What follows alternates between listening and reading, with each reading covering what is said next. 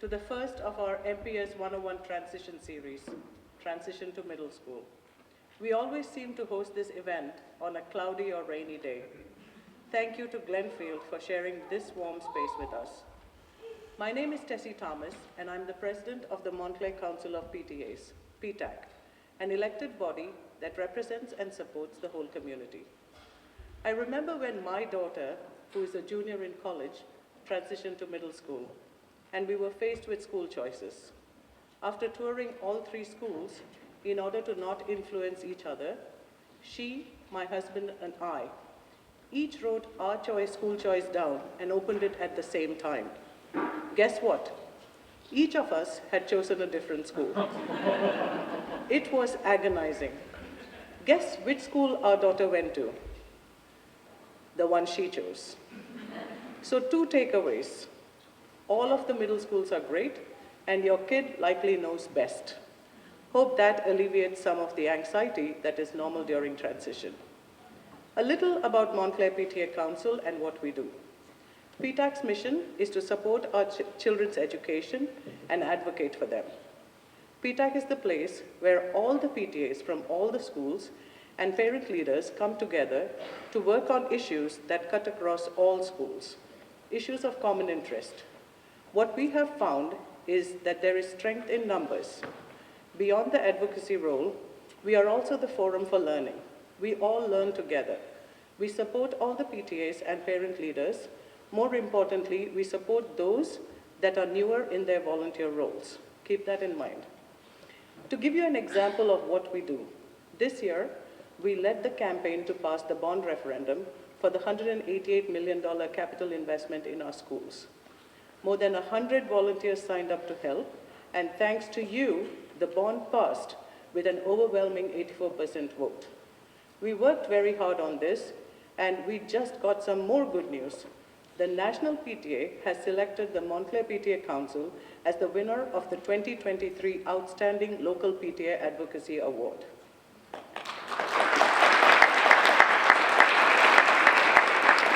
There are only 22,000 PTAs. So now let's talk middle school.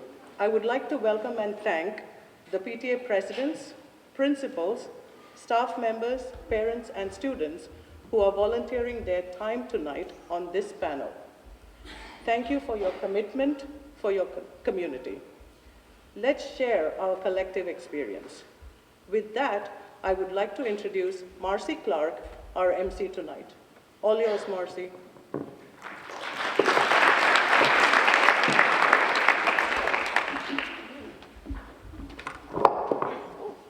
Good evening. So, welcome to the PTA Council's 5th annual Montclair Public School 101 Transition to Middle School. As Tessie mentioned, this evening our esteemed panel consists of Montclair Middle School principals and vice principals, teachers, PTA representatives, student leaders, and parent volunteers. They will be answering questions from the community that range from academics to after-school activities and technology to social and emotional learning. We hope to cover a lot in an hour and a half, and the last portion of the evening will be questions from the audience. We're going to do a quick introduction for each school, and I, as your host, will go first.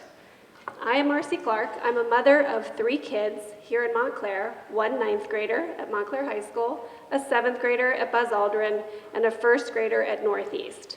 So if you're doing the math, I've been in the district for 10 years, and I'll be here for 10 more. Okay, now on to the schools. Panelists, I will have each person do their 2 to 3 minute introduction, and panelists, when you answer your first question, if you'll just do a quick introduction of yourself. So, let's start with Buzz Aldrin.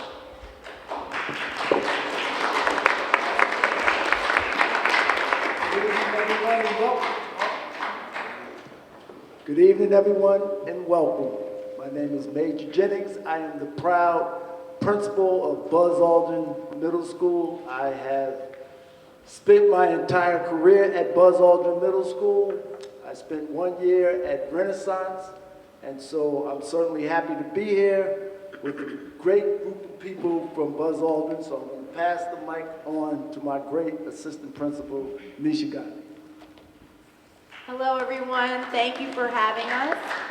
We are excited to be here tonight to answer any questions you have.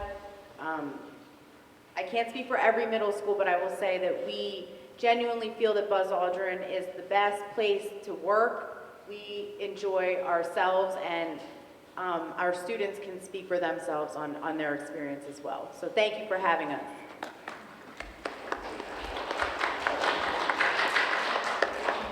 Hi, my name is Ashley Burrington, and I'm from House 5 at Buzz Aldrin. I'm Vice President of Buzz Aldrin Student Council, and I enjoy going to school here, and it's a pleasure to meet you all tonight.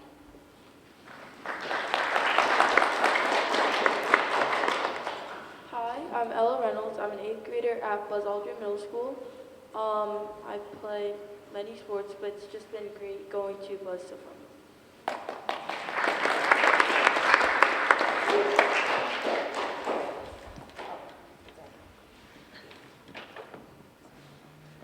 Good evening. My name is Jennifer Escobar. I am a parent and also vice president, one of the co-vice presidents for the PTA at Buzz Aldrin. My son is a 7th grader, and we enjoy the school a lot. We were having a really good experience there. We vet out of Watchung.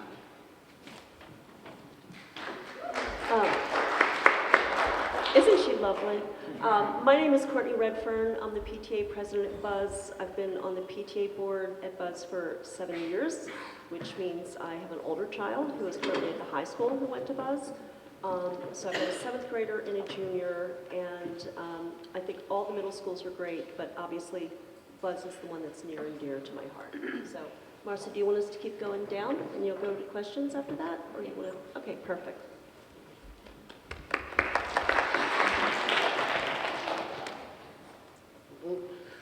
All right, we'll go to Glenfield next. My name is Vincent Pelly. I'm the proud assistant principal of Glenfield Middle School. I've been here my entire 11-year career in Montclair, starting as a social studies teacher, a house leader, and now in the assistant principal role. I'm also a proud resident of Montclair. Glenfield Middle School has opened its doors for 127 years, and we hope to be here for at least 127 more. I thank you for everyone for coming to our auditorium, and we're excited to talk about our 3 middle schools. Hi, everybody. Good evening. Thank you for coming. My name is Dee Thompson. I am PTA co-president here at Glenfield Middle School. I have a 6th grader here. Okay. I'm sorry. I have a 6th grader here, Christopher. And I think, yes, I am biased. Thank you for all coming to Glenfield. This school is amazing, and I really like that the children are able to express themselves through the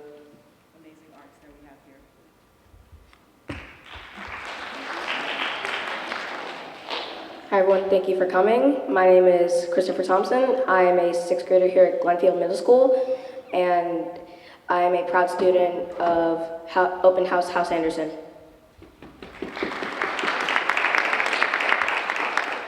Hello, my name is Izzy Swelto. I'm in 8th grade at House Berman at Glenfield, and I'm student council vice president. Hello everyone, my name is Gus Sherman. I'm the student council president at Glenfield. Thank you for coming. Good evening, my name is Susan Gardner-Sartman. I am a parent and on the PTA executive board with Dee as one of the secretaries. I have an 8th grader here at Glenfield in House Gill, and I'm also a parent of a 2nd grader at Nishwain. Thank you for coming again. Hi, good evening. My name is Maria Francisco. I am the principal of Renaissance Middle School, who may or may not have been teased by the other principals that are up here because of my tardiness, but we'll leave that alone. I heard there were some comments made about the best middle school, so I'm glad you guys are all here to hear about how wonderful all 3 middle schools are, but I'm sure you will soon realize that Renaissance is the place to be. And so we're excited to share all this information. Unlike Mr. Pelly, I have not been here 11 years. I'm fairly new to this wonderful community. It's been about 2 years for me, but I look forward to being here many more. and sharing my experience. I've had a wonderful time at Renaissance, and I'm sure anyone else who decides to join us will do the same. So we look forward to discussing that with you today. Thank you for coming. Hi, I'm Mark Stolbout, the 8th grade math teacher at Renaissance. I've been there about 11 years. And to disagree with Ms. Gandhi, I think we have the best staff. And I'm not saying that just because I'm sitting next to my principal, but no, seriously, what was said at the beginning, I don't think you can go wrong with any of the 3 middle schools. My daughter did go through Buzz. I'm personally biased to Renaissance, but you can't go wrong with any of them. I'm Gretchen Davinsky. I'm a parent of an 8th grader at Renaissance and also the PTA president. I think all the schools are great. I've had incredible experiences with kids from all 3 schools through PTA work. So I think there's one that's right for everybody. Hi, I'm Maxine Stewart. I'm a student at the Renaissance Middle School in 8th grade, and I am a part of the Renaissance band, and I'm part of the student council, and I'm glad for you guys to be here tonight. Hi, my name is Ruby Grodner. I'm an 8th grader at Renaissance. I'm also a member of the student council, and I'm really glad to be here representing my school. Thank you. Thank you, panelists. Can you hear me? There we go. It's going to prove to be an exciting night tonight. We might even have a tug of war by the time the evening ends. Okay, so let's get started with academics. And this question is for the students. And again, one could answer. If 2 would like to answer, that is a possibility too. We're just trying to get through as many questions as possible. For the students, was there an adjustment to your workload in middle school from elementary school? And do you have a lot of homework, or is it manageable in middle school? I'd say that my workload hasn't really been different. I think it was like a very good adjustment from going from 5th grade to 6th grade, and 6th grade to 7th, and 7th to 8th. It's just been, like, even though the workload has gotten more, it wasn't like straight to a huge workload. It was kind of a good adjustment from 5th grade to 6th grade, and so on from that. So I feel like it's still extremely manageable from where it is right now, but that may just be me. And I agree with Ella as well, because time management is very important for doing your work. It's a good transition from 5th grade work to 6th grade work, and eventually over time you'll start to pile on more work, but it's manageable if you use your time wisely. Thank you, Buzz. Glenfield? Was there an adjustment to your workload in middle school, and do you have a lot of homework, or is it manageable? So yeah, there was an adjustment of workload in middle school, and you get a decent amount of homework. It's definitely a step up from elementary school, but if you use your time wisely, it's pretty manageable. I agree with what he said, and I feel like as long as the classes that you're taking that you can handle and then you manage your time well, it's definitely doable. I agree with both of them. However, as a 6th grader, it's been less for me, but still it is a step up. The workload gets a little bit heavier, but it's still manageable as long as you do use your time wisely. Thank you. And on to Renaissance. I think that, I was virtual in 6th grade, so that's obviously a little bit of a different transition, but the work is all very manageable. I don't think I've ever spent more than like 2 hours a night on homework. So it's not impossible as long as, like everybody else said, you use your time well.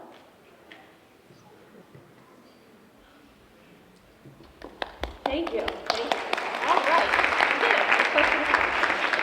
Okay, this one is also for the students. Each middle school has 4 core courses: ELA, math, science, and social studies. How many electives are a part of your 6th grade schedule? Or were a part of your 6th grade schedule? So in 6th grade at Buzz Aldrin Middle School, it's mandatory to take PLTW and Tech Essentials as a 6th grader. So those were 2 of my 6 6 electives in my 6th grade year. So I feel like the electives were a part of my day because I had one elective a day, but I feel like, yeah, that was like my schedule as a 6th grader. So when you first go to Buzz Aldrin, if you choose to go here, what you do is you choose out of a whole bunch of different electives, including Tech Essential and PLTW, which is mandatory. But you get to choose a whole bunch of different other fun electives like chorus, band, and other electives as well. And just to finish that, I would say PLTW means Project Lead the Way, and by the time you're in 8th grade, you have 3 electives per semester. Is that correct? Okay. Glenfield?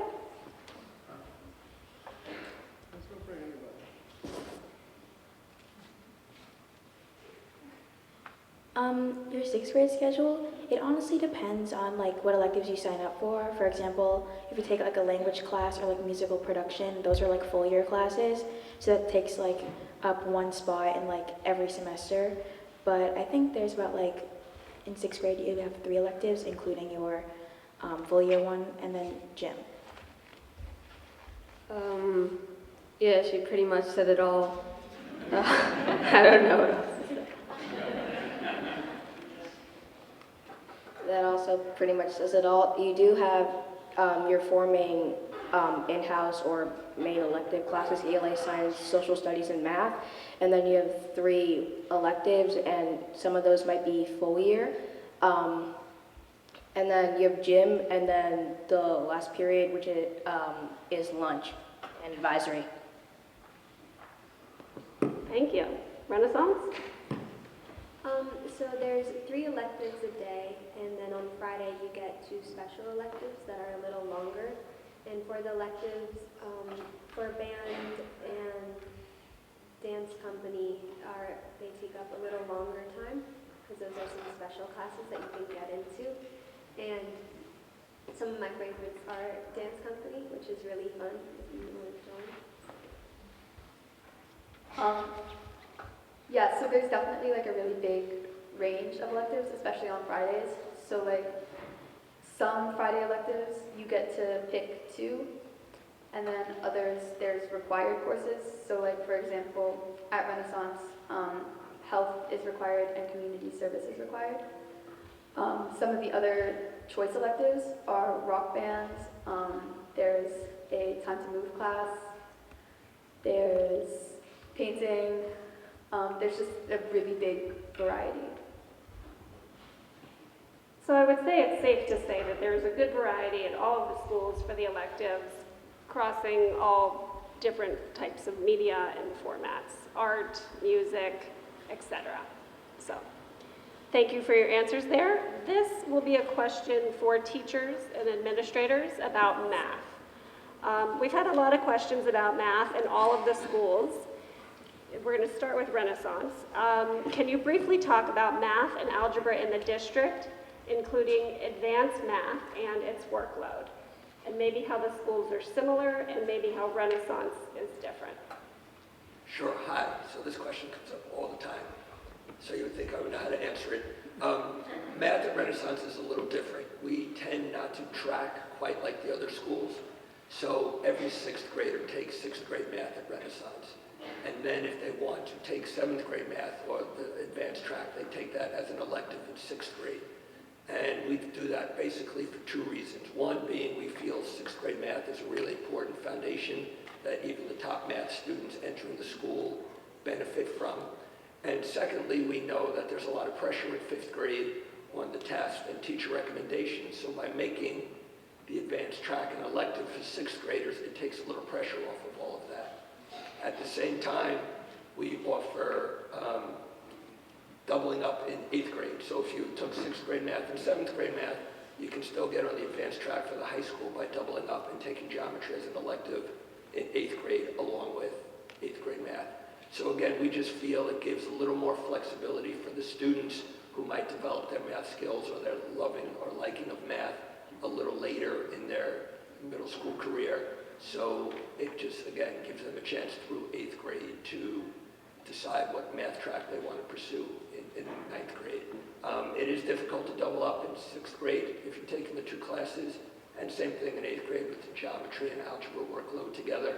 But we have about between 10 and 15 kids who do it every year, and they're as successful in the high school as every other advanced math student.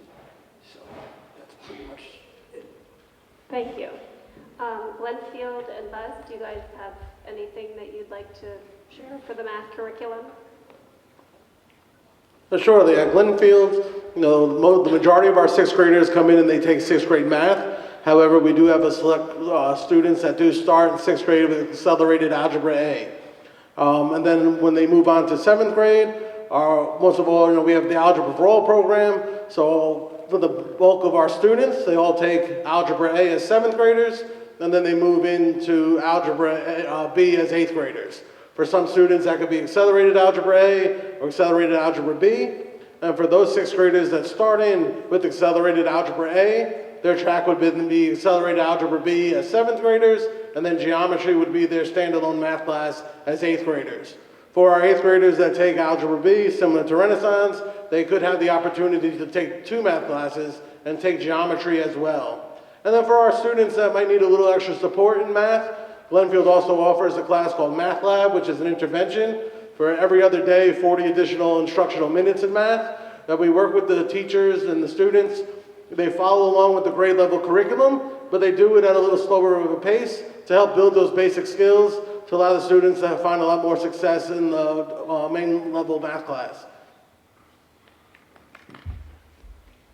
We actually follow the same thing as Glenfield, except for our math lab meets every third day for 80 minutes. So we have the same exact programming as Glenfield. So thank you. I'd just like to add one more thing since I didn't think to speak about. We do offer math lab. Ours is every other day for 40 minutes, and we keep that class size. We try to keep it around 10 students, again, for the individualized instruction for the students who really need it. Thank you. Go ahead, Courtney. I just want to add something about the math curriculum from the standpoint of a parent. I have two kids. The older one does not have a strong math sense, and they really developed a much stronger math sense by just taking the grade level math. My younger one is a little more skilled in math. He started out with the hardest, I guess, accelerated algebra A in sixth grade. And he stayed in the class the whole year, but he didn't do great.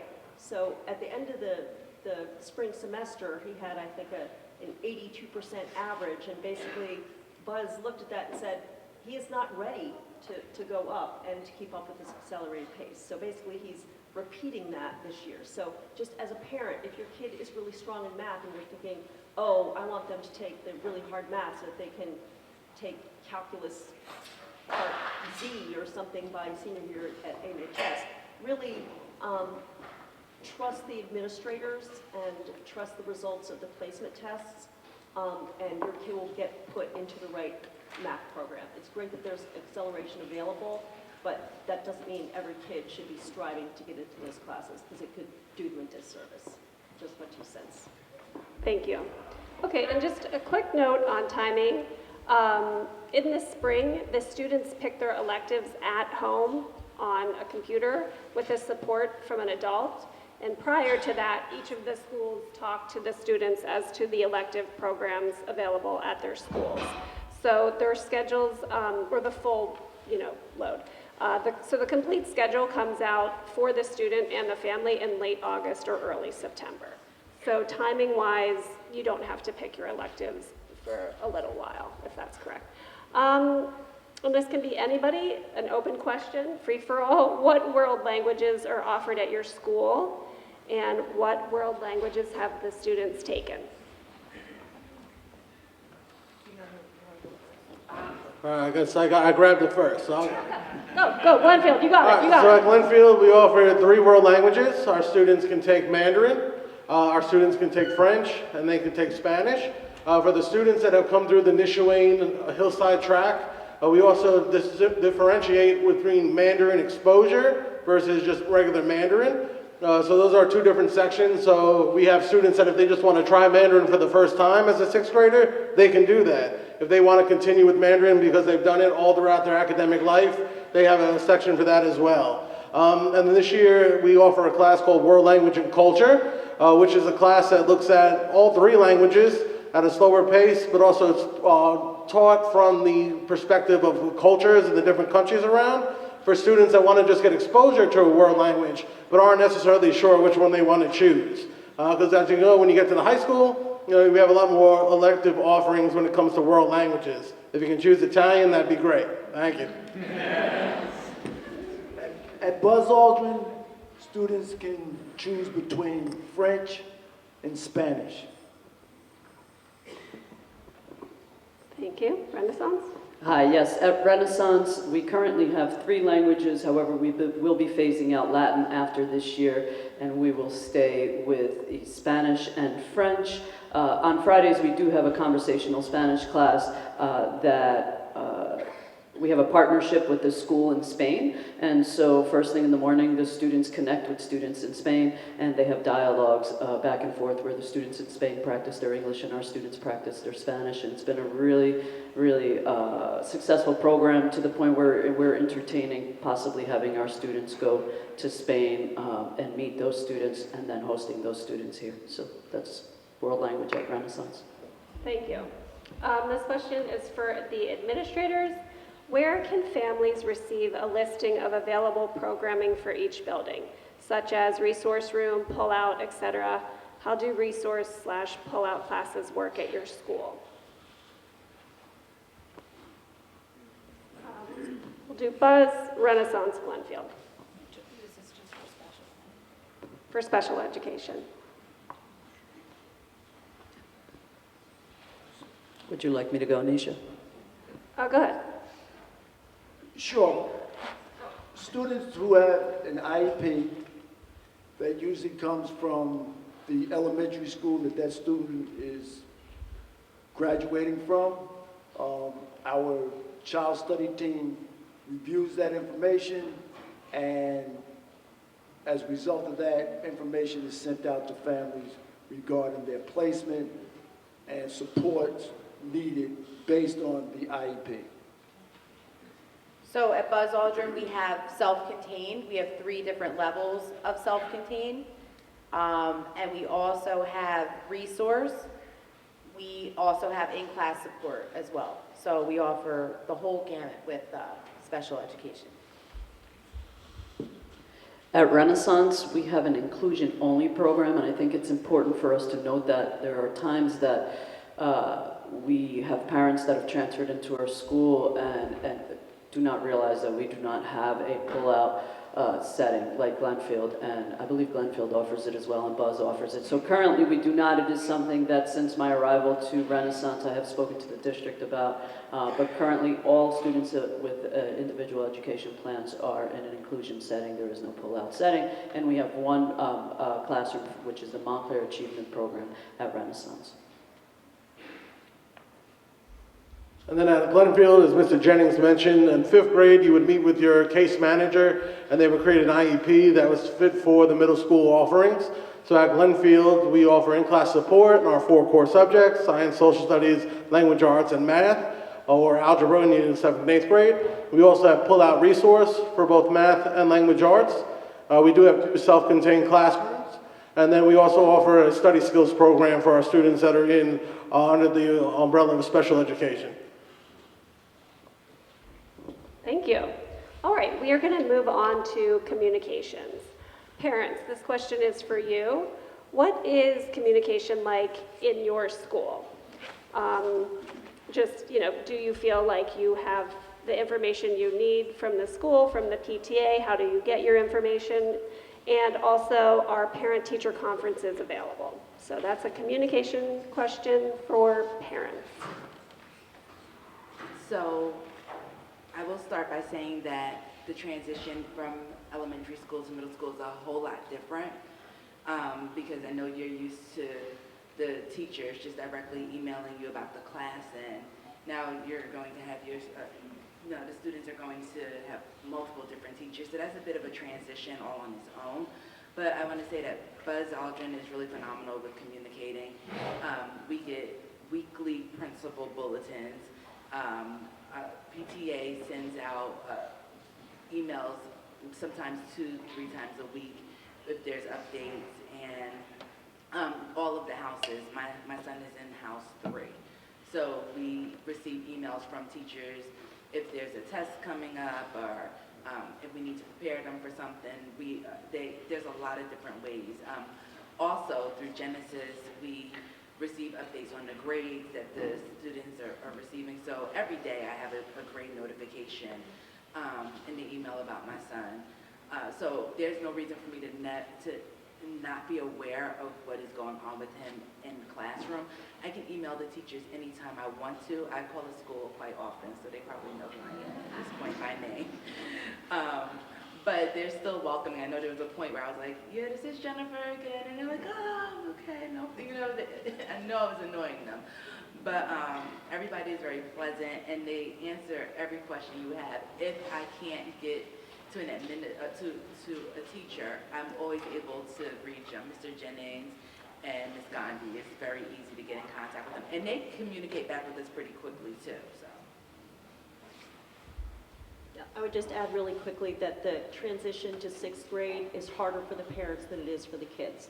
Parents, you're going to have to loosen the hands off a little bit. You cannot control everything, and you will stymie your kids' growth if you try to do it. And they've got this. Go ahead.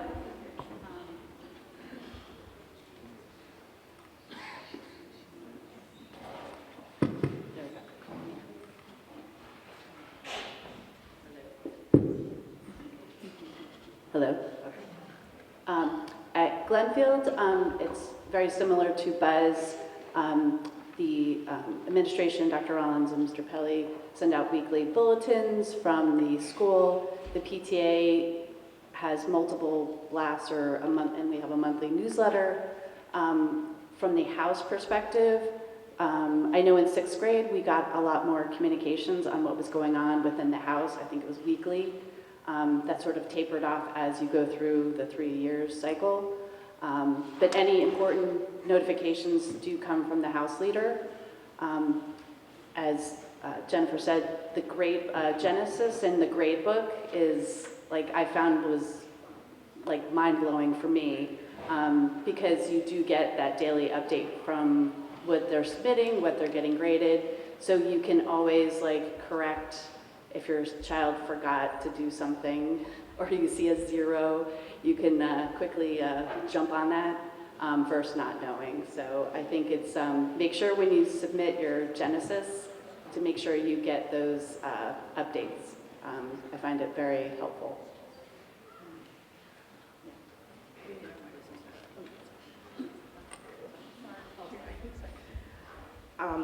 Excellent what Susan said, and to add to that, the administration is definitely open when it comes to communication with all the responsibilities that they have on their hand. They really do have an open door policy to communication. They are, only an email or a phone call away with everything that they do. They always make time for the parents to just communicate. So it really just gives a feel that you can really connect.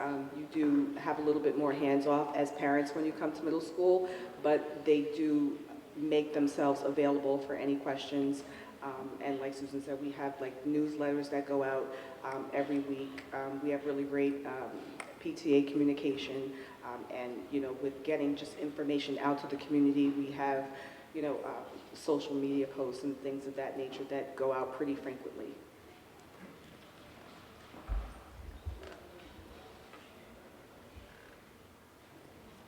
Renaissance. If your child attends Renaissance, you'll get the weekly Lotus Lowdown, which is our very fine newsletter written by our principal. It includes obviously updates on what's happening in the school, and there's usually a breakdown by grade with a listing of something that's happening usually in the core classes for that grade. We also will get occasionally emails directly from, again, it's usually core class teachers, particularly if there's a really lengthy multi-part project. let parents know this is what you need to be keeping an eye on if you have a child who needs an eye kept on them.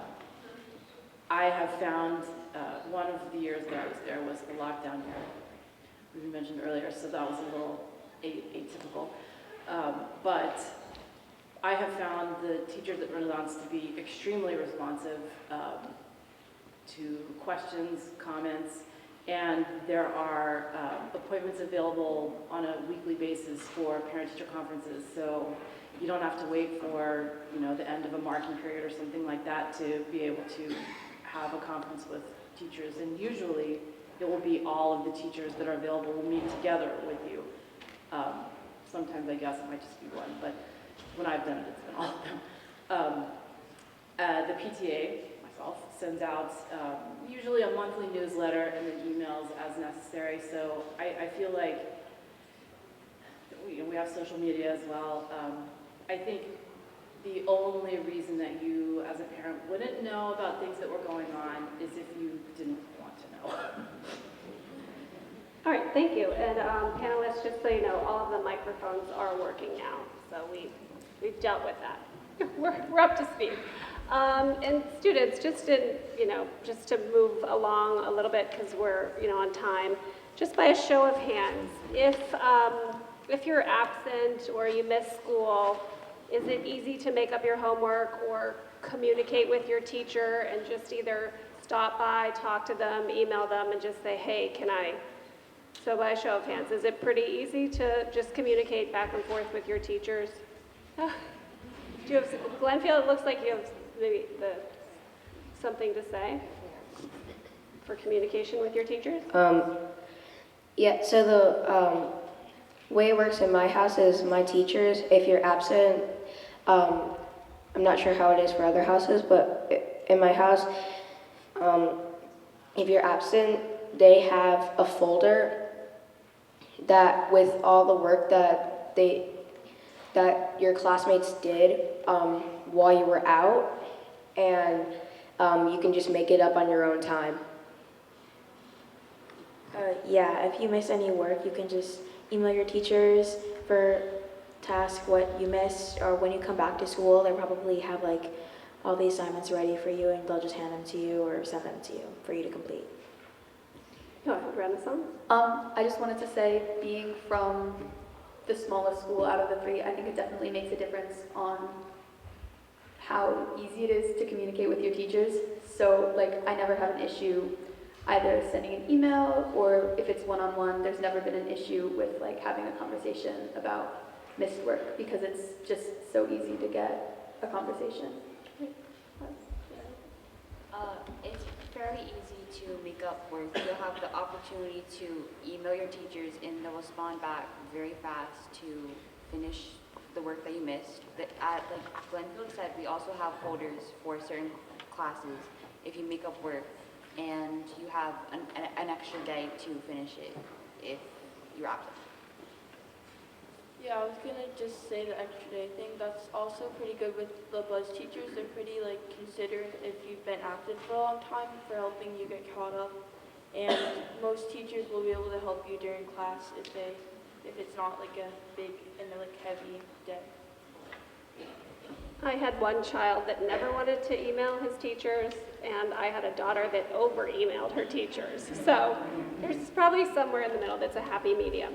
So we're going to move on to social and emotional.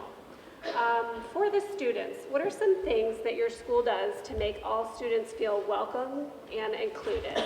Can you tell us about social and emotional learning at your school, SEL? So every Friday we have advisories on learning about different topics. So we've had advisories about different Heritage Month. So we've had Hispanic Heritage Month, we had Black History Month. It's been very good to have those Fridays to be with your homeroom and learn those stuff, which is another thing about BUZZ. We have extended homerooms on Friday, and that's super good for getting close with your homeroom and making friends, because it's a very nurturing environment.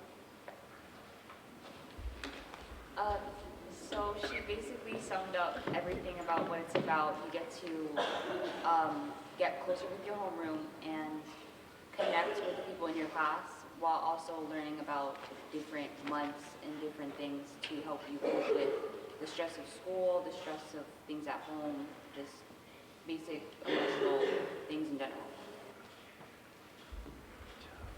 Glenfield? Okay, so I'm pretty sure it's every semester we get a restorative justice period with a teacher called Miss Carrington, where we go around in a circle talking about how people feel and like how they're doing and like school-based stuff. And we also offer like a bunch of like after-school activities that students can do, and including like the GSA, I believe, the Gender Sexuality Alliance, where kids can just hang out and just make friends and talk. I agree with them. There are a lot of after-school activities, and there is a course for Glenfield called Peer Leadership with a teacher named Mr. Citro that I take. It's a class where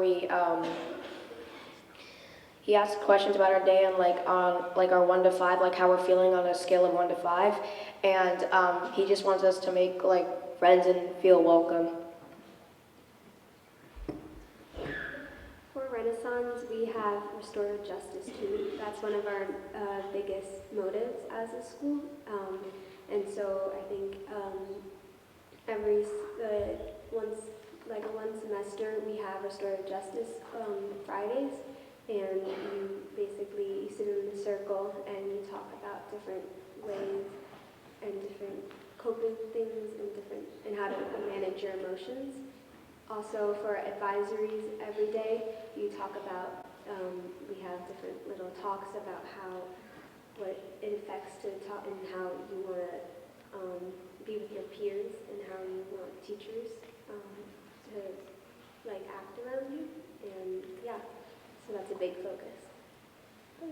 Also, sorry, I'll keep this short. I believe right now it's 1 classroom per grade, has a dedicated corner where if a student is feeling overwhelmed, they're always welcome to go and sit and kind of take a break. And we have a restorative justice, she's a restorative justice, I'd say she's counselor on top of our normal counseling staff. And she's always there if you need to talk, so that's really lovely. Just because it's new, and she mentioned it real quick, it's called a Common Corner, what we have, and we've implemented it last month, and there's one per grade at this point in one of the core classes, and it consists of a beanbag chair and some other little fidget spinners and things like that. Just if someone's sitting in the class and feels like they need a break, they just signal the teacher, or they'll get up and sit in the beanbag chair for a little bit. They'll take their notebook. There's a timer there, so they're usually there for about 3 minutes. The goal is to actually have these common corners in every class, but it's a brand new initiative. It's great. The kids take advantage of it in a good way all the time. And I'll write something on the board, I'll look up, there'll be someone sitting in the chair with their notebook, and it's just a really great initiative that in the month's time has really shown a lot of promise, and I think the students really like it as well. Thank you. We could probably spend an entire evening on our next question. This one is for administrators and parents. If you want to jump in, you can too. How does your school address social media, peer, drug, and alcohol awareness? And I would probably say that each of the schools probably has a special evening that talks about several of these issues during the school year. So Glenfield, do you want to go first, and then Renaissance, and then Buzz? Social media, peer, drug, and alcohol awareness. How does your school address those? Perfect. Well, at Glenfield, we have 3 full-time counselors, and our counselors put on a bunch of programs for our students. Some of those are push-in lessons, where our counselors will go into the classrooms themselves, and they'll lead through the students through activities. Sometimes we do school-wide activities as well about things like social media and other of those topics. When it comes to tobacco and alcohol, of course, there's the element of it that's addressed through our health curriculum, but then of course there's the element that's addressed through school-wide. For example, this year we had an assembly where we were able to get a few teenagers and students that were in their 20s talk about the dangers of vaping to our students and how they themselves at one point thought it was the cool thing to do, and then the struggles to break off that addiction. That was very well received. We've had students complete activities through advisory where they just have a discussion period to talk, and then our counselors run small groups. Students meet on a weekly or twice weekly basis for certain topics. Of course, everything is confidential. They work with our counselors, but we have students that meet that maybe are trying to get away from smoking, or students that have experimented with substance abuse and want a chance to talk about it with our staff. Our counselors also work with students on an array of topics. We know middle school is a very challenging time. I'm sure there's no parents in the audience that say, I wish I could relive 7th grade. But the most important thing is we give our students the tools to handle those challenges because we know it's going to happen. Every single student has a conflict in middle school. That's just the fact of life. But it's where we can give them the strategies to overcome those conflicts. That's the most important part. So like Glenfield, we too bring exposure through the curriculum. We also work with our parents. Most recently at our PTA meeting, we had a presentation for parents on internet safety. We talk to our students about it. There are times that it is advisory, it's material that we speak about in advisories, whether it's something that's gone on in current events that deals with social media and students, or alcohol abuse or drug use or whatever it may be. It can be addressed through advisories, and of course our counselors also spend time with students discussing the same concepts. As a person who is not big into social media, and the elementary school that my child went to didn't allow the use of screens, coming to the Montclair School District in the lockout year, where everything was on a screen, was a big adjustment, and I'm sure it was for a lot of kids.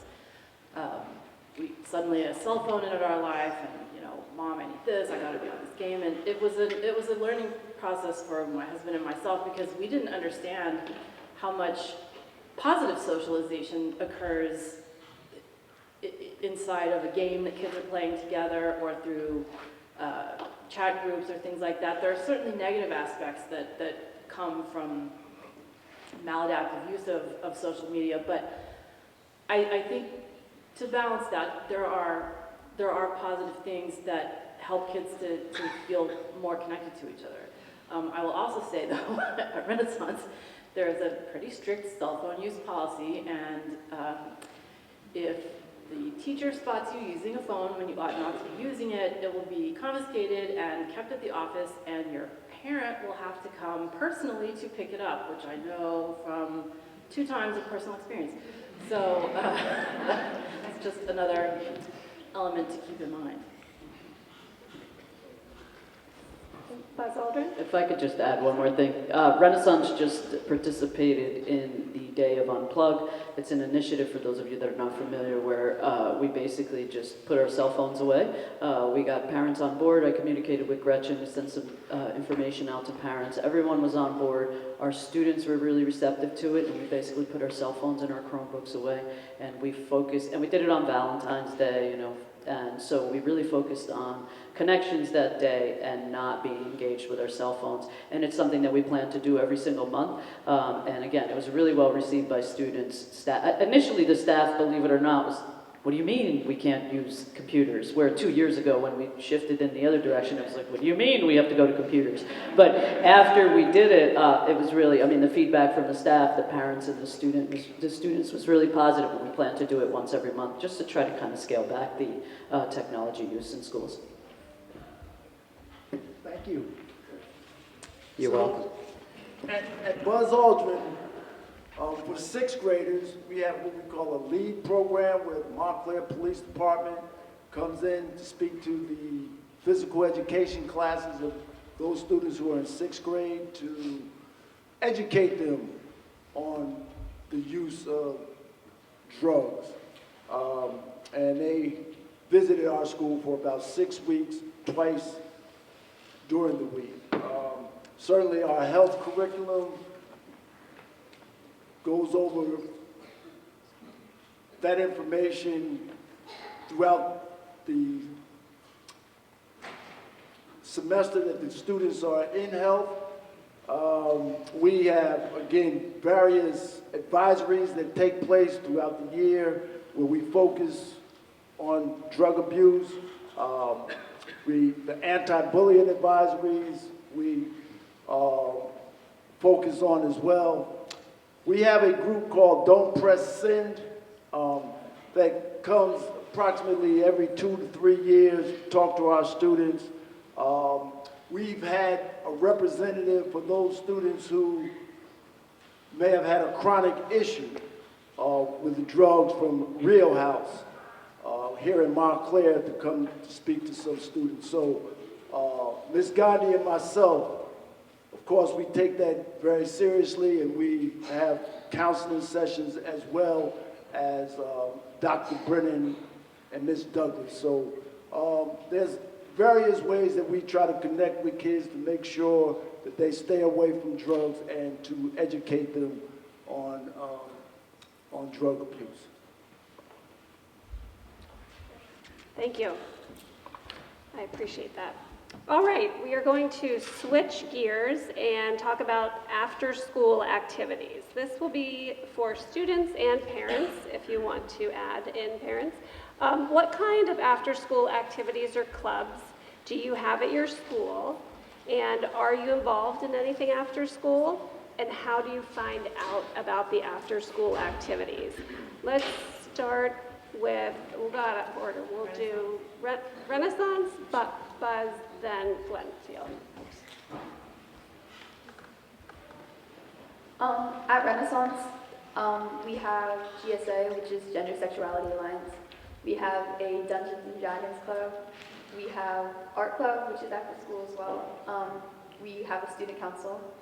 And the majority of the time, you know, there's always an opportunity to, if you need a little extra help on a subject, you can meet with the teacher after school, or if you're in a class like rock band or dance company, if you need a little bit more practice after schools, there's sometimes meetings for that, but that's about it. There's also Model UN, Student Congress, robotics.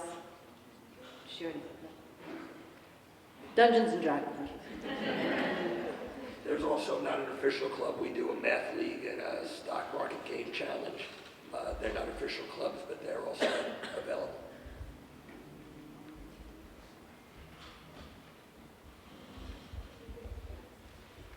You're like planning what we were going to say. So we have a bunch of clubs at Buzz. We have newspaper, Model Congress, Model UN, Rogate, Yearbook, Poetry Cafe Club, Start with the Loves, the Spring Musical, Set Design, the GSA Gay Straight Alliance, Science Olympiad, Stage Crew, Robotics, and National Junior Honor Society.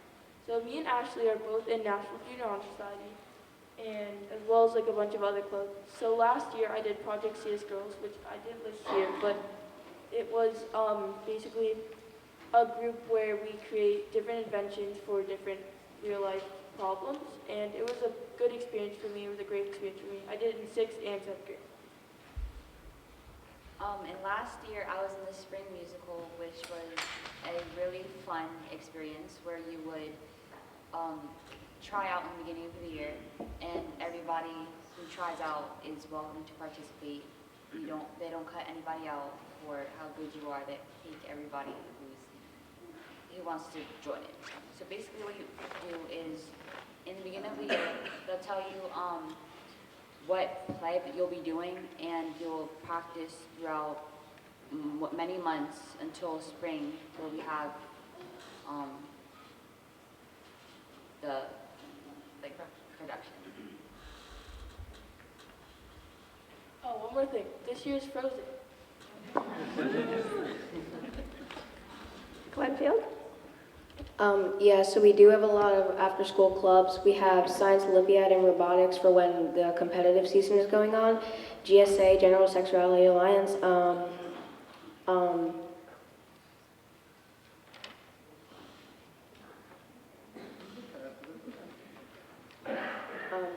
Oh, and also my friends have a book club that we call Wings of Potter. mix of Harry Potter and Wings of Fire. And to find out about the clubs, we often make announcements on the speaker in the morning about upcoming club meetings and events and stuff. Oh, and if I'm not wrong, does Hillside have Explorers, right? Glenfield also has Explorers, so if your child does want to do some kind of class after school, we have a lot of different kinds of classes to choose from.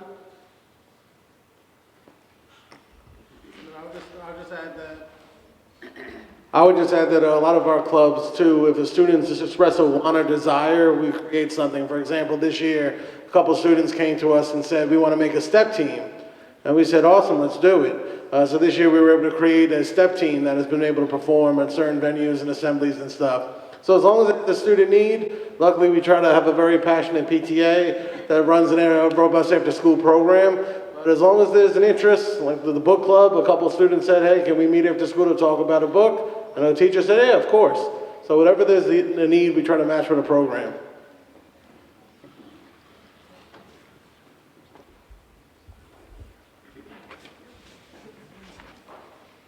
We also have after-school activities that the PTA sponsors. We have financial literacy. We also have basketball on Fridays for the kids to go into the gym and just play some pickup ball, street art, chess club, boot camp, and CPR. And then there's also a side door program that's at the church that's close by. So on Fridays, all you have to do is sign up, and I believe the kids have snacks. I know my son goes there. The kids kind of go back and forth between side door and basketball on Fridays. It's a really nice hangout. It's safe, and it gives the kids a sense of freedom too. So I really can't keep up with. I have them on location on my phone, but it's not one of those things where I can call side door and be like, "Hey, let me check up on my kid," or the camera. No, he's on his own, and so am I. And I think that that's a great point. Just a quick commercial for the PTAs at all three schools. I have to say that all of these volunteers work tirelessly for the students, the teachers, the administrators. So, for those of you out there that are moving to the middle school and you're like, oh, this is great, there's no more PTA, I'm off duty. Middle school's really the time to continue to be involved in your kids' academic career and their social and emotional life and in their after school activities. And, the small group of executive board members can't do it alone. So keep volunteering is my little commercial of the night. Okay, switching gears again to technology. We know that everybody probably has a Chromebook right now, and you guys are all on Google Classroom and Genesis every day to check your grades, assignments, and everything else. That's probably changed a lot in the last couple years. But I know that some of you touched upon it. Are there any rules, this is for the students, are there any rules about smartphones at school, and do you use them for academics ever?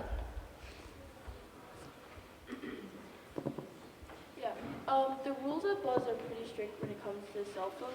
It's not we're not allowed to use our phones during school, and it's even recently it's become extra strict about AirPods as well, because a lot of kids were wearing AirPods. I feel like in some classes, if it's an art class where you have to submit photos to your Google Classroom, then you can use your phone to take a photo, but there's never time in class when we're really allowed to use our phones, because we usually just use our Chromebooks and our resources that our teachers give to us. Yeah, I agree with Ella, and from time to time, your teachers will give you permission to take out your phone to take a photo of something, to search something up quickly, if that has to do with your work.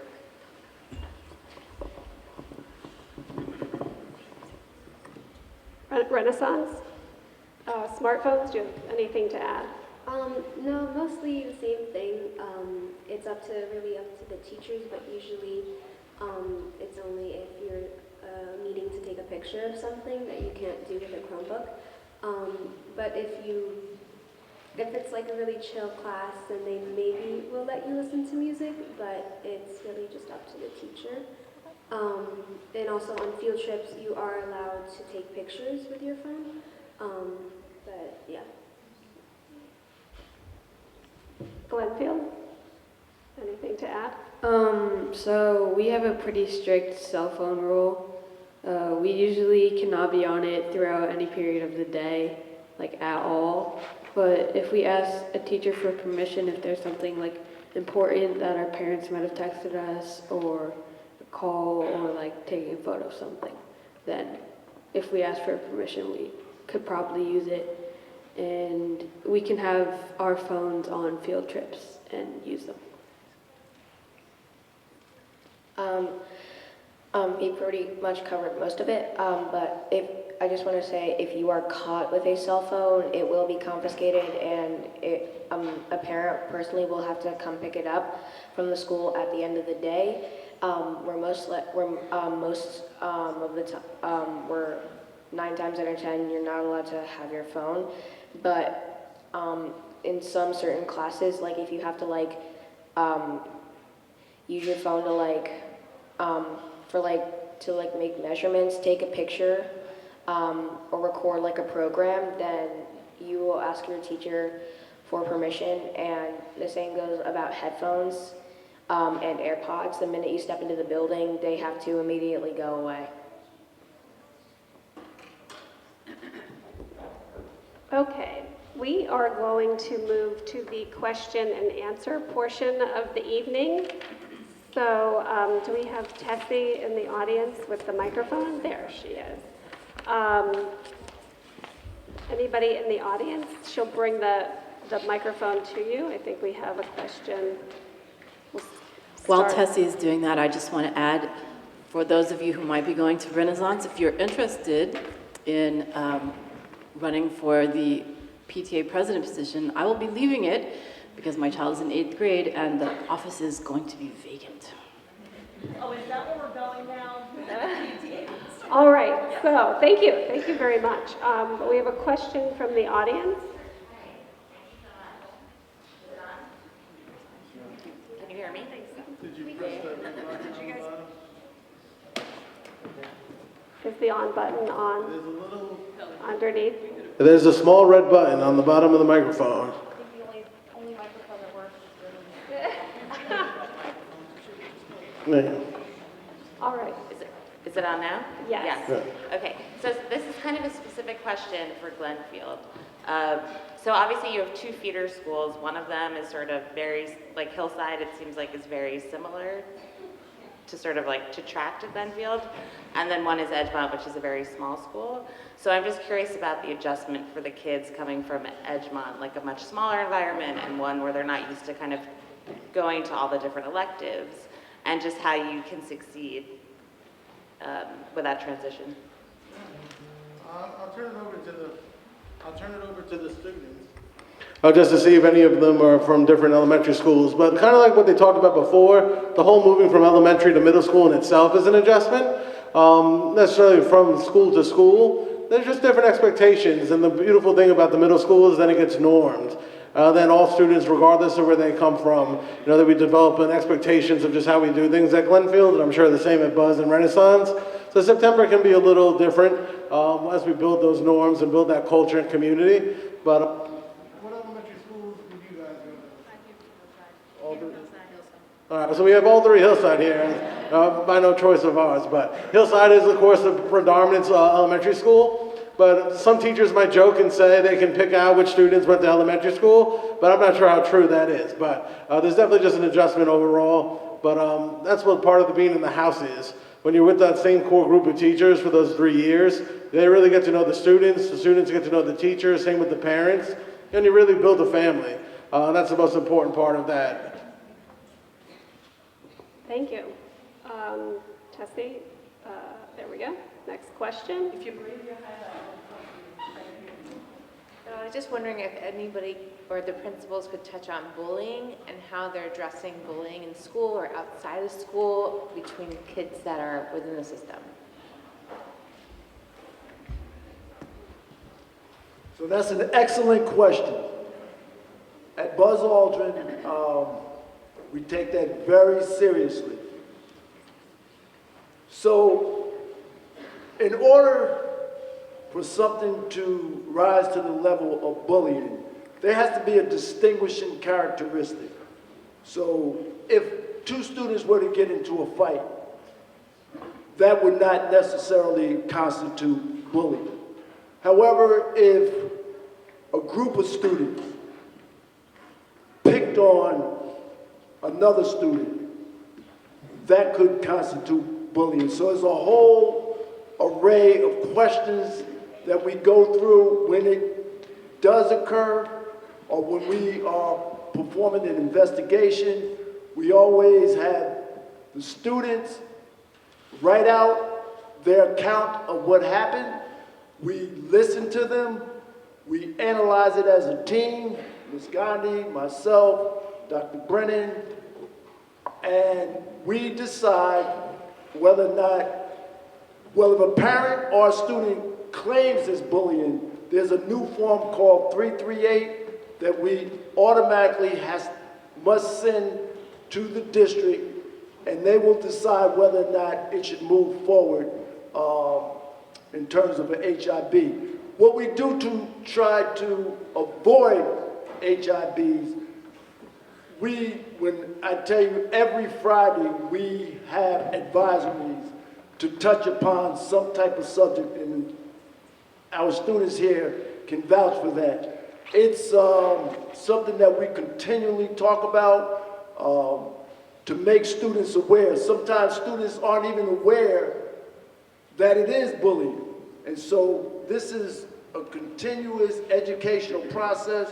We take it very seriously. Sometimes people jump the gun. They don't give us enough time to do the proper investigation, and that creates additional issues, not only for the administration, for children as well, because they watch board meetings, they read the paper, they know about social media, and so this is something, again, that we take very seriously.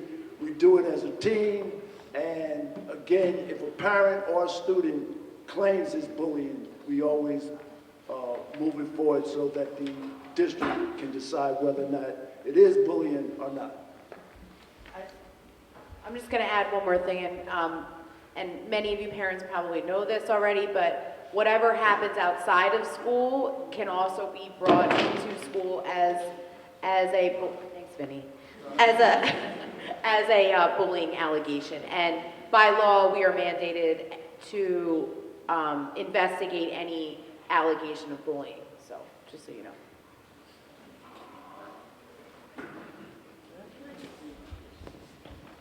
I'm just going to jump in for a second. Oops.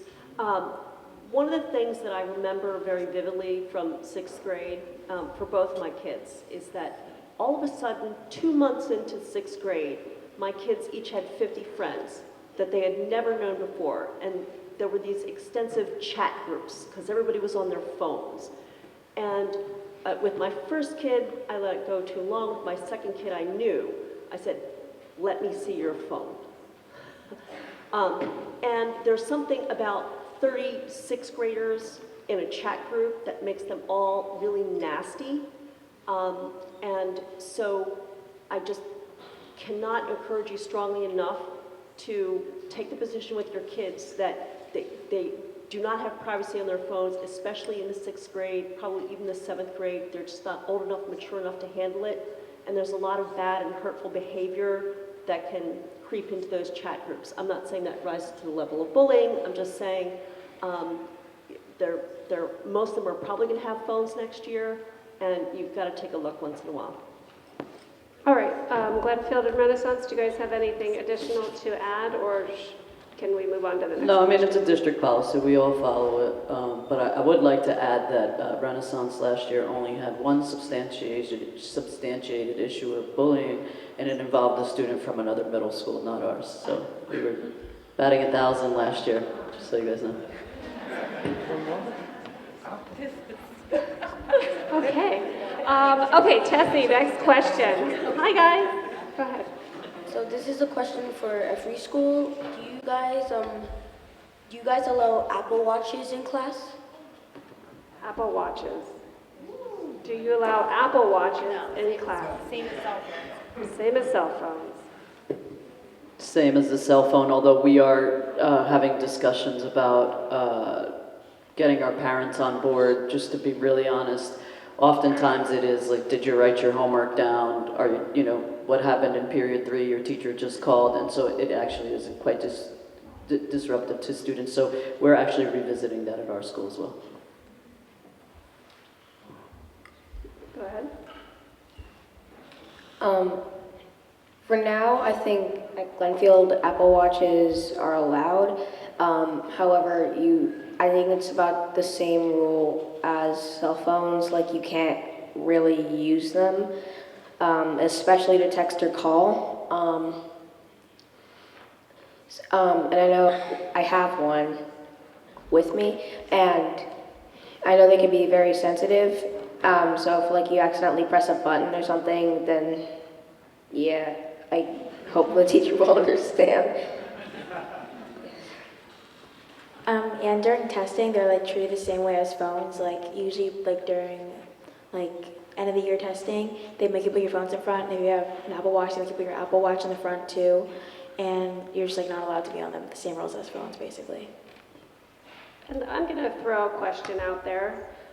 This is from the podium, this question. I don't think we talked about houses. Can you guys talk about houses or non-houses, open houses, closed houses, etc.? I guess I'll go first since, once again, Renaissance is different and better. Now, one thing that wasn't mentioned yet, we do field trips once a month, so if someone asks a question about them, then I can go into further detail. We don't have houses like the other 2 middle schools, so each grade is a standalone grade, 4 core teachers, and then when they move into 7th grade, they'll have 4 different core teachers. Because our school is smaller, one of the big advantages of that, every teacher in the school knows every single student in the school. So again, the whole school, like one of them mentioned, the houses make it a familiar, family feel. Our whole school feels that way because every teacher knows every student. Every student takes dance, every student takes art, every student takes some form of musical band or chorus. So again, every teacher knows every student. So we're the one school that doesn't have, the name's escaping me, the looping. The looping, we're the one school that does not have looping. All right. Sorry, just to add something really quickly, and this kind of stems between the last topic, but I found that also the lack of houses definitely makes the entire school feel more like a community, which I've found reduces like the actual amount of bullying. Like obviously this is just my experience, but I've come in contact with very, very little negative, just negative behavior in general, just due to the fact that it feels so much like a community. At Buzz, we have the house structure as well. The students loop with their house teachers for 3 years, so they'll have the same core 4 subject area teachers for 3 years in a row, with the exception of math for the most part. The house structure is a wonderful part of middle school because it allows for continuity with the students and the teachers and the families. By the end of the 3 years, you're going to be on a first name basis with a lot of the teachers and vice versa. And it really allows the teachers to get to know your child on a much deeper level than just having them for a year. It's one of the best parts, I would say, of middle school is having those same teachers, through and throughout middle school. Yeah, Glenfield gave birth to the house system out of the desegregation movement because Montclair was moving from traditional junior high schools to middle schools. And we know that now middle schools are so much more than maybe they were when maybe some of the adults were in the room, where junior high just prepared you for high school. We know now in school you need so much more preparation for the full whole of the child, the social emotional learning that you mentioned. So Glenfield has 6 houses, both open and closed. the open house was an invention back in the 70s at Glenfield. Mr. Gill, who still teaches, this is his 54th year. They created that system at Glenfield Middle School, was the first in the United States, where it's an open learning space, where there are 4 quadrants, where each room is dedicated to a subject. A lot of times parents will say, oh, how is my student going to learn in that structure? We have open and closed student houses here, so I'll pass it over to them. But remember, that house is just a family, and you really get to know everybody in it. And when the students come back from high school or college, that's always what they want to ask about is, is Mr. Gill still here? Is Mr. Frano still here? Things like that. But Chris, I know, is in an open house, and Izzy and Gus are in closed. So is there a difference between the two? Yeah, there's a very big difference. As Mr. Pelly said, open house is basically just one giant room with 4 quadrants, 1 for each of the core classes, and you will stay with those for all 3 years here at Glenfield. And the closed houses are just classrooms just all along the hallway, and then same with your lockers. And for open house, your lockers are either in the hallway or in one of the classrooms. Yeah, me and Gus are in House Berwin, which is a closed house, which is basically just like traditional classrooms. You have different classrooms for all your core classes. Tessie, do we have any additional questions from the audience? Oh, there's a question. Oh. Go ahead. Just another question about the houses. What's taken into consideration when students are assigned to a particular house? Glenfield, do you want to go first? How are the kids assigned to a house and what's taken into consideration? Glenfield, do you want to go? There we go. And then Renaissance. Yeah, when about scheduled into the house? Is that? Yeah, we try to balance the numbers. We try to. Some families do make requests for certain houses. We always say to families, we can't guarantee any requests, but we do consider them, because at the end of the day, we do want our houses to be balanced, gender-wise, race-wise, all learning levels and things like that. But families do request. We do have legacies. Montclair parents are a very special bunch. For some reason, they have kids every 3 years, so they always make sure they're in the same house. And they get very upset if they don't get placed in that house. So we have a lot of legacy families, which is cool. But we do try to take requests. We can't guarantee them, but we do try to balance the houses. From a parent perspective, can you guys hear me? Okay. From a parent perspective, initially coming from the traditional classroom at Hillside, and knowing that Glenfield had the open and the closed house system, Christopher said, I want a closed house, because he was so used to the traditional house. And I said, you know what? I'm making a parent executive call, and we're just not going to email the school and ask for any special placement. And so he got an open house, which was the opposite of what he actually wanted, and he loves it. And I think that, sometimes it's really more of sometimes us, the parents, were actually worried. And when they get here and they're in the classroom, they're in, whatever house they choose, whether it be open or closed, they give it a couple weeks.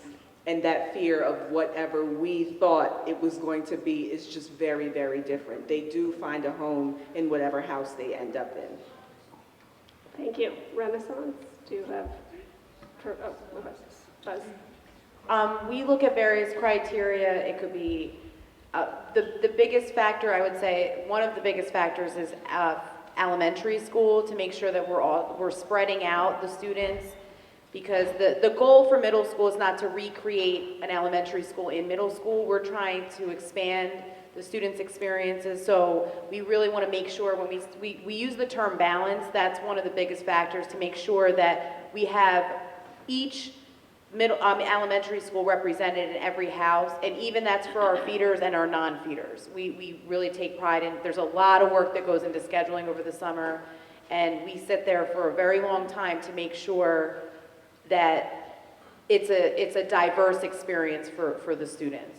And I will second what Mr. Pelly said. Yes, we do take requests, but there's no guarantee, and at the end of the day, the most important thing is that your child will be happy with whatever house they get. And I know it's hard to let go, and it's easy to want to recreate whatever elementary school you went to, your child went to, but there's no guarantee if you can handpick a homeroom and a schedule with your child and their best friend, there's no guarantee a semester later that they're going to still be best friends, and you want them to make new friends.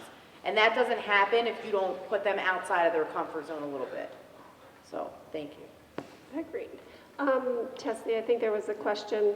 Oh yeah, here. just a quick question for Renaissance. I was wondering if you had any sort of a theater program, because I know Buzz does the spring musical and Glenfield has a great theater program, but is there anything at Renaissance?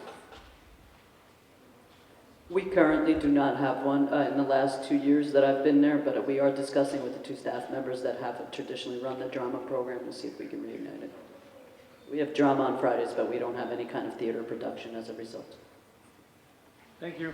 And we have another question here in the second row. A couple of people mentioned restorative justice tonight, and Mrs. Carrington in particular, who had a wonderful impact on our older students' life at Glenfield.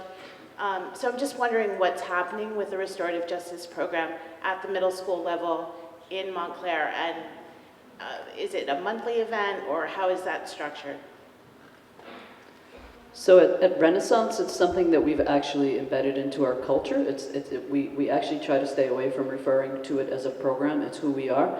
It's what we do, and we try to infuse it in many different ways. So we have 2 staff meetings a month, and one of the staff meetings is dedicated to book studies related around restorative justice and what that looks like for us as educators, as leaders, and how that then transcends into our students. Coming up March 14th, we are going to have a community-based event where we will bring our parents in and share some of our practices and what that looks like. Students request all the time. They reach out to our TOSA if they have any conflict or there's something they need to talk about. There's students sitting up here that will very easily just email and say, hey, I'd like to sit circle, I'd like to have a conversation to resolve. And every single week, every day, we focus on connections at Renaissance. Today, whether it's connecting with our staff, right, because it takes a village and we want to make sure that our staff understands the components of it. So we make sure that we're intentional about building relationships with our staff and building relationships with our students through various activities, whether they be socials, trips, outings with families. You know, we had a hip-hop party for Hip Hop History Month. We invited all of our families. There was educational background that went with it. And so everything we do is centered around building relationships, again, with the entire school community. Yeah, the restorative justice program at Glenfield's alive and well. We have a full-time teacher on special assignment, Ms. Carrington. She's with us 4 out of the 5 days because on one of the school days, she's actually at Bradford building their restorative justice program. But our students meet in circle every day. We have even TLC groups for 6th, 7th, and 8th grade students that have been identified as needing a little more emotional support that meet with Ms. Carrington. And we've even gotten to the point now where we have conflict circles with our students. Because, remember, it's important to know restorative justice is not a program. It's a philosophy. It's a belief that has to infuse every decision you make at school. And it's focused on repairing harm. Everything in education is relationship-based. So there's 2 students that had conflict. They meet with Ms. Carrington, and they talk it out, they discuss, and there's tears that are shed, but there's understandings that are made at the end. So we're very fortunate to have Ms. Carrington in our school. Yes, and Buzz Aldrin, next year we hope to have a TOSA for restorative justice, but that's a belief that the administration and our teachers. Okay, it sounds the same way. But in any event, we embrace restorative justice. Next year we hope to have a full-time TOSA teacher at Buzz Aldrin to help facilitate circles, things of that nature. But our teachers, administration, we believe in that philosophy. We do our best when there's any type of intervention to incorporate restorative justice, so we just need to formalize it with a TOSA, and hopefully that will happen next year at Buzz Aldrin. But again, we embrace that philosophy and we support that philosophy. All right, I think we had a student that was in the back. Do you want to come up and ask your question? Come on up.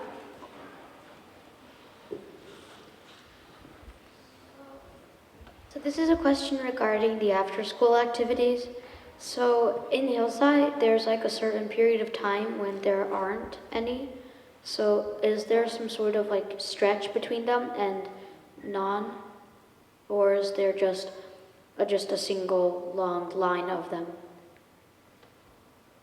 So for after-school activities, after school, is there something to do in that, is your question, is there something to do in that 10-minute time frame or 15-minute time frame? Is that your question? So in Hillside, there's a like gap of a few days or maybe a few weeks in between things, and then they just sort of change up the order of what you can do. Is there a hiatus between your after-school programs? Is there a downtime?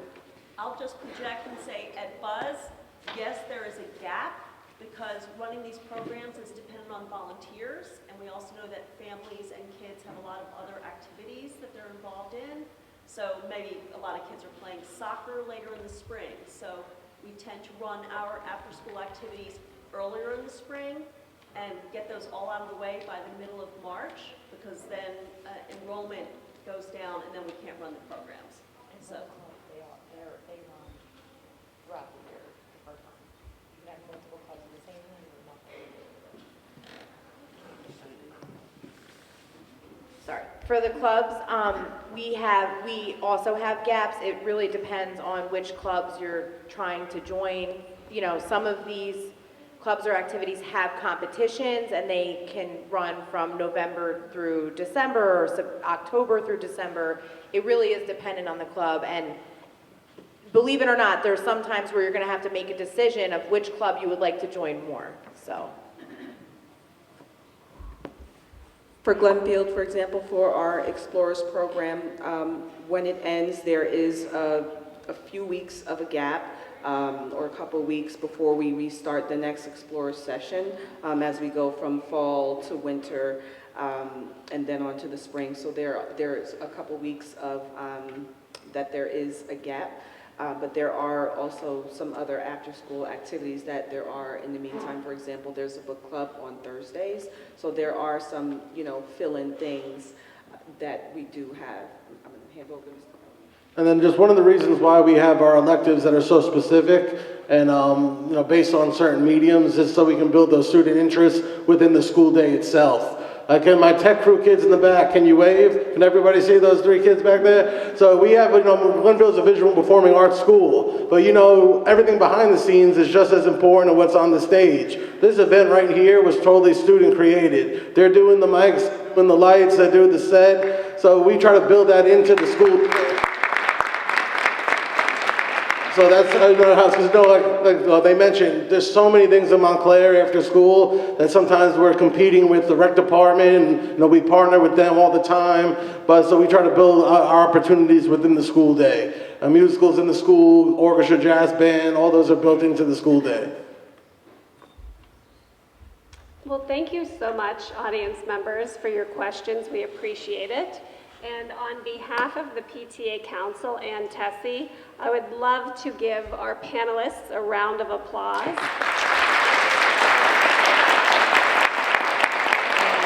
And a special thank you to Andre and also, as mentioned, the tech crew. Thank you so much.